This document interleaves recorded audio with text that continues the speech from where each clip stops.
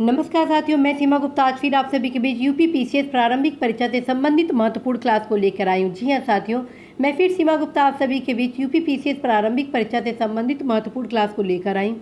और आज की इस क्लास में मेरे द्वारा आप सभी को भौतिक विज्ञान के केशिकत्व से संबंधित महत्वपूर्ण विषय सामग्री को उपलब्ध कराया जाना है और उन सभी तमाम फैक्ट को बताना है, उन टिप्स को बताना है जो कि इस चैप्टर से आगामी परीक्षा में पूछे जाने की संभावना है और आप कोई भी क्वेश्चन गलत ना करें। इससे संबंधित आप सभी को महत्वपूर्ण जानकारियों को भी देना है। तो आइए आरंभ करते हैं। केशिकत्व किसे कहते हैं और केशिकत्व के क्या क्या उदाहरण हैं, इससे संबंधित विषय सामग्री मैं आप सभी को आज उपलब्ध कराने वाली हूँ।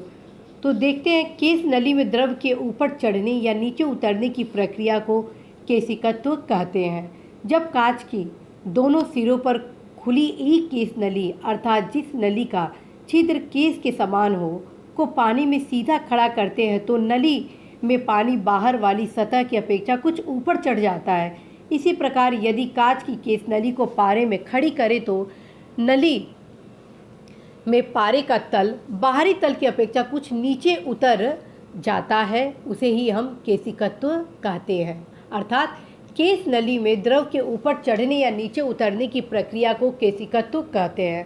केश नली में द्रव के ऊपर चढ़ने या नीचे उतरने की प्रक्रिया को केशिकत्व कहते हैं। इसे आप कंठस्थ कर लेंगे क्योंकि इस प्रकार के उदाहरण कई प्रकार से और विभिन्न रूपों से परीक्षाओं में पूछे जाते हैं और जो विद्यार्थी होते हैं वो इसे सरलता में लेकर इस क्वेश्चन को गलत कर देते हैं, जिसका परिणाम होता है कि वह उस परीक्षा में असफल हो जाते हैं।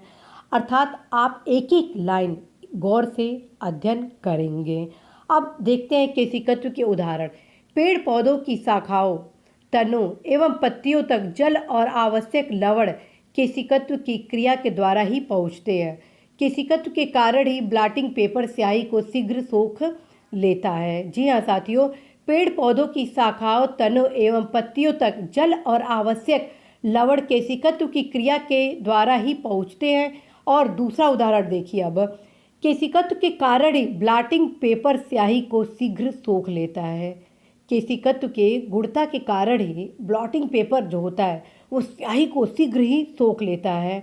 और तीसरा उदाहरण है, लालटेन या लैंप की बत्ती में केशिकत्व की विशेषता के कारण ही तेल ऊपर चढ़ता है, जिसका परिणाम होता है कि लालटेन या लैंप की बत्ती जल जाती है।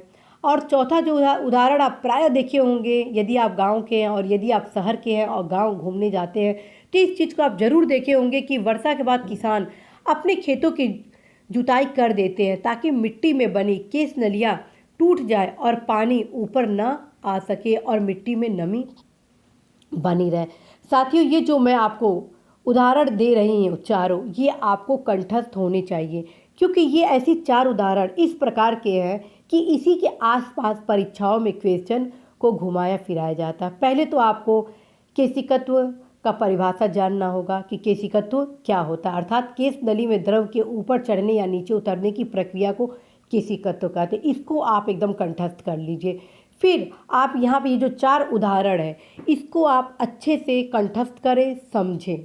अगर ये आप 5 चीज़ याद कर लिए तो कभी भी इस पोर्शन से आपका क्वेश्चन गलत नहीं होगा।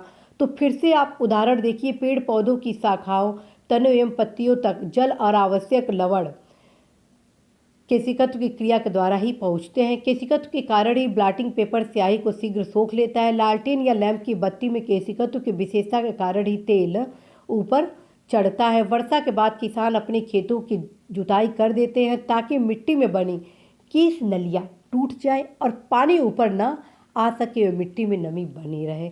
तो साथियों, ये जो 5 फैक्ट है इसी के आसपास परीक्षा में प्रश्न पूछे जाते हैं। यदि आप पाँचों इस फैक्ट को कंठस्थ कर लेते हैं तो निश्चित रूप से आपका केशिकत्व से संबंधित कोई भी क्वेश्चन गलत नहीं होगा, बशर्ते इस 5 फैक्ट को आप ढंग से अध्ययन कर ले। अब आते हैं प्रश्न, होमवर्क। और यह मात्र एक होमवर्क नहीं है बल्कि आपको एक दृष्टि प्रदान किया जा रहा है कि यदि इस प्रकार के चैप्टर से इस प्रकार के क्वेश्चन बनाए जाते हैं तो कैसे आप इसका उत्तर सही करते हैं। मैं आपको पहले ही बता चुकी हूँ 5 फैक्ट, उसको यदि आप गौर करेंगे तो निश्चित रूप से ये प्रश्न आप हल कर लेंगे। साथियों, तो देखिए, निम्नलिखित कथनों पर विचार करने का पूछा जा रहा है। अब क्वेश्चन है कि यदि किसी तत्व की परिघटना नहीं होती तो, और इसके लिए 4 आपको संभावनाएं दे दी जा रही हैं और फिर लास्ट में आपको 4 विकल्प दिए जा रहे हैं और सही विकल्प पे आपको टिक लगाना होगा। तो परिघटना क्या क्या दी जा रही है कि यदि किसी तत्व की परिघटना नहीं होती तो पहला दे रहा है केरोसिन दीप का उपयोग मुश्किल हो जाता। मैं आपको केरोसिन के संबंध में बता चुकी हूँ।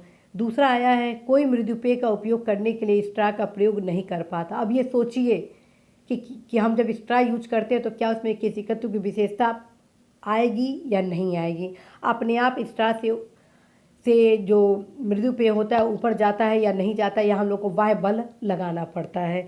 तीसरा है स्याही शोक पत्र काम करने में विफल हो जाता, ये भी मैं आपको बता चुकी हूँ। चौथा, बड़े पेड़ जिन्हें हम अपने चारों ओर देखते हैं पृथ्वी पर नहीं उगते, ये भी उदाहरण मैं आपको बता चुकी हूँ। अब मैं अपेक्षा यही करूँगी कि आप अवश्य ही इस क्लास को सफल बनाएंगे और सही उत्तर देंगे। और विकल्प में है 1 2 3 सही है, 1 3 4 सही है, 2 4 सही है, 1 2 3 4 सही है। अब आपको देखना है कि इसमें से कौन कौन से विकल्प किसी तत्व की परिघटना होने के कारण है और कौन सा नहीं है, और इस आधार पर आप इस क्वेश्चन को सही करेंगे। तो साथियों, आप जरूर ही क्वेश्चन सही करेंगे और मुझे पूर्ण भरोसा है कि आप 1 से 2 बार इस क्लास को ढंग से सुन लेंगे तो निश्चित रूप से इस क्वेश्चन का आप सही उत्तर देंगे, बल्कि आगामी परीक्षाओं में जो भी क्वेश्चन आने वाला है उसको भी आप सही करेंगे। तो साथियों, जाते जाते आप सभी को मार्गदर्शन भी मैं दे रही हूँ कि मेरे द्वारा आप सभी को मार्गदर्शन क्लास भी लिया गया है कि विज्ञान का अध्ययन आप किस आधारभूत पुस्तक से करेंगे। अवश्य प्लेलिस्ट में जाइए और देखिए कि मेरे द्वारा विज्ञान से संबंधित किस पुस्तक को बताया गया है, उस पुस्तक से आप इस चैप्टर की तैयारी करिए। इसी आशा के साथ कि आपका यह दिन बहुत ही अच्छा होगा और निश्चित रूप से आप प्रति मिनट को अपने 100 मिनट में कन्वर्ट करेंगे। मैं सीमा गुप्ता आज आप सभी से विदा लेती हूँ। नमस्कार।